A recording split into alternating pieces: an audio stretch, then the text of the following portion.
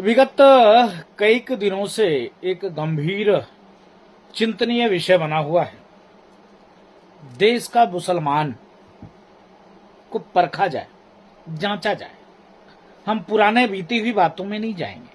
अगर पुरानी बीती हुई बातों में जाएंगे तो पूरे देश में एक दूसरा माहौल क्रिएट हो जाएगा और विषय दूसरा छिड़ जाएगा। क्योंकि नालंदा जैसे, तक्षशिला जैसे विश्वविद्यालय को जलाए जाना, लाखों मंदिरों को तोड़े जाना, गुरुकुल तोड़े जाना, गौ हत्या की जाना, और देख सकते हो कि तमाम आक्रांताओं के द्वारा देश में इस प्रकार से घृणित कार्य किया जाना ये मामूली बात नहीं है। लेकिन अब जनतंत्र में, लोकतंत्र में, डेमोक्रेसी में, प्रजातंत्र में भी यही स्थिति है।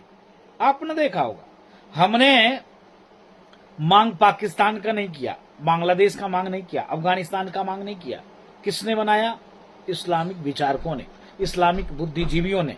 इन लोगों ने जिस प्रकार से धर्म के आधार पर देश को बांटने का प्रयास किया, अभी तत्काल की घटना देख लीजिए।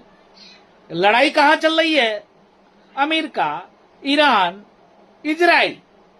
भाई, अमेरिका और इजराइल ईरान में आतंकवादी कैंप को उड़ा रहे हैं।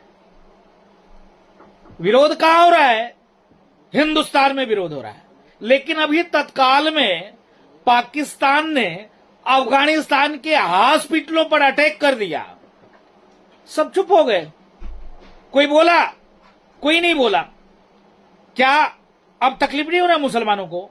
अब मोमबत्ती लेके नहीं निकलोगे? अब विरोध नहीं करोगे मोदी जी का, योगी जी का, संघ विचार परिवार का? उल्टी सीधे अब नहीं बोलोगे? नहीं बोल सकते, क्योंकि आपकी सेलेक्टिव सोच है। आप जिस देश में रहते हो उस देश की नींव को हिलाने का काम करते हो। आप जिस देश में रहते हो उस देश को खोखला करने का कार्य और काम करते हो। आप जिस देश में रहते हो उस देश की आस्था से आपको कोई लेना देना नहीं। न तो संविधान से लेना देना है, न तो संस्कृति से लेना देना है। लमसम देश के 90% मुसलमानों की यही स्थिति है कि एक तरफ कुरान रख दो, एक तरफ संविधान रख दो। पहले वो कुरान को अपनाएंगे, संविधान से कोई लेना देना नहीं। और एक तरफ पूज्य महात्माओं को खड़े कर दो, गीता, रामायण, भागवत रख दो और संविधान रख दो। पहले महात्मा संविधान को उठाएंगे। ये फर्क है विचारों में, मानसिकता में। इसके नाते मैं निवेदन करता हूं कि मैं इसीलिए कहा कि देश के 90% मुसलमान आतंकवादी हैं। इसका प्रत्यक्ष उदाहरण सामने में है।